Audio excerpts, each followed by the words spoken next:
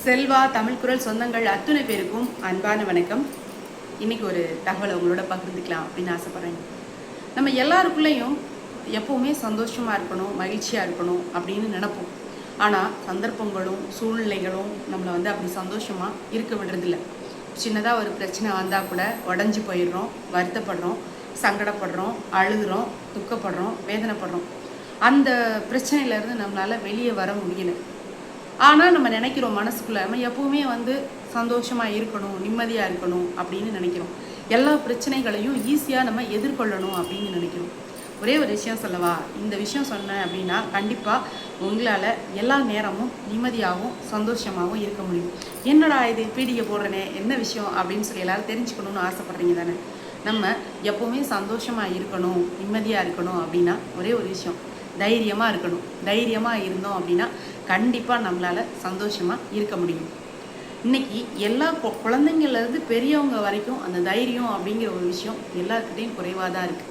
ஏன்னா நம்ம முன்னோர்கள் பார்த்தோம் அப்படின்னு சொல்லி சொன்னால், அந்த காலத்தில் நம்ம வீட்டுக்கு வந்த புளியை முறத்தால் அடித்து விரட்டினாங்களாம் நம்ம பண்டைய தமிழச்சி பாட்டி.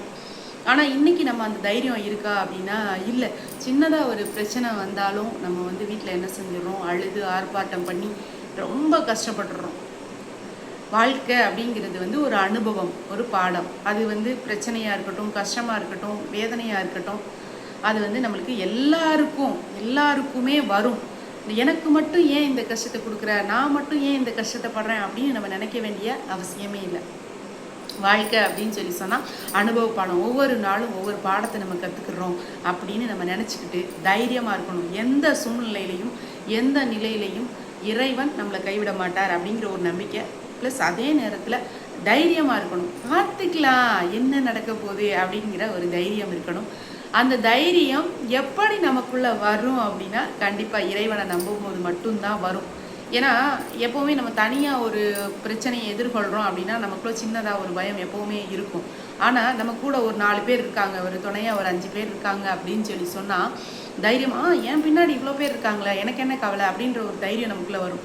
அப்போ அந்த 4 பேர் அப்படிங்கிற ஒரு சாதாரண மனிதர்களையே நம்ம பெரிய விஷயமா நினைக்கும் பொழுது இறைவன் நம்ம கூட இருக்காரு, நம்ம தைரியமாக எந்த ஒரு விஷயத்தையும் எதிர்கொள்ளலாம் அப்படின்னு சொல்கிற ஒரு தைரியம் நமக்குள்ளே இருந்துச்சு அப்படின்னா கண்டிப்பாக நம்மளுடைய வாழ்க்கை என்றைக்குமே சந்தோஷமாக தான் இருக்கும். அதில் எந்த மாற்றமும் இல்லை. இந்த தைரியம் இன்றைக்கி இருக்கக்கூடிய பெண் பிள்ளைகள்கிட்ட சுத்தமாகவே இல்லை. அப்போ பெற்றோர்களாக இருக்கக்கூடிய நம்ம முதல்ல தைரியமாக இருக்கணும். அதுக்கப்புறம் நம்ம குழந்தைகள்கிட்ட அந்த தைரியத்தை ஊட்டணும்.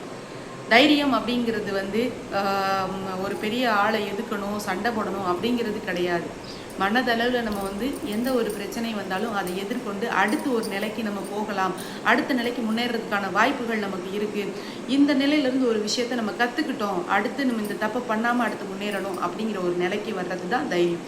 அந்த தைரியத்தை பெற்றோராக இருக்கக்கூடிய நம்ம கற்றுக் கொடுக்கலாம்.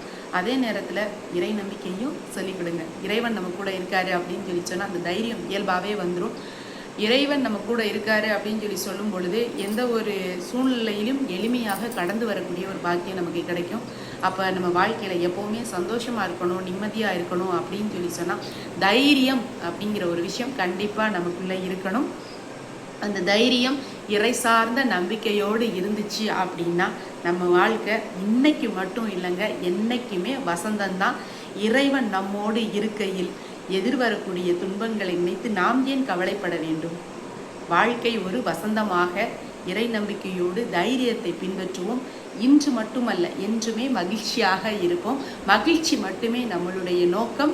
நம் உறவுகள், நட்புகள் அத்துணை பேருமே தைரியத்தோட இறை நம்பிக்கையோட சந்தோஷமாக மகிழ்ச்சியாக ஒவ்வொரு நாளும் இருப்போம்னு சொல்லி இந்த பதிவை கேட்ட என்னுடைய உறவுகள், நட்புகள் அத்துணை பேருக்கும் நெஞ்சார்ந்த நன்றியை தெரிவித்துக் கொள்கிறேன். மீண்டும் ஒரு அழகிய பதிவில் உங்களை சந்திக்கும் வரை உங்களிடமிருந்து விடைபெறுவது உங்கள் அன்பிற்குரிய செல்வா. நன்றி, வணக்கம்.